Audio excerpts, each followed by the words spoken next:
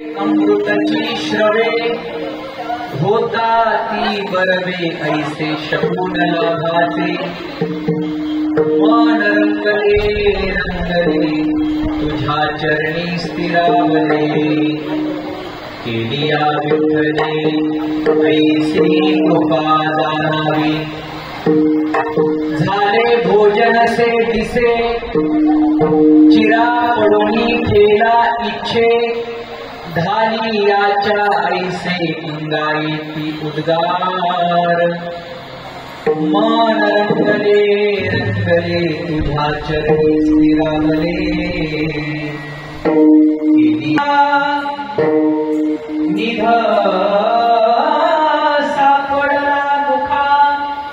तुका म्हणे ठाकोर आनंदा मन रंगले रंगले तुझ्या चरणी स्थिरावले केलिया विठ्ठले ऐसी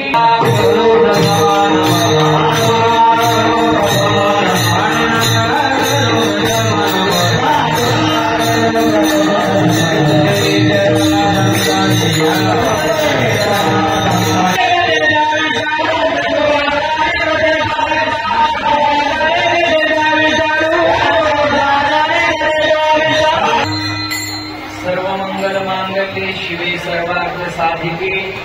शरण्ये त्र्यंबके गौरी नारायणी नमोस्तुते। ओम नमो ज्ञानेश्वरा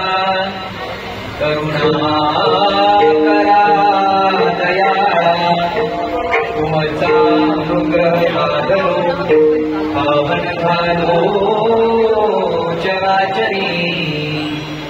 तुकारा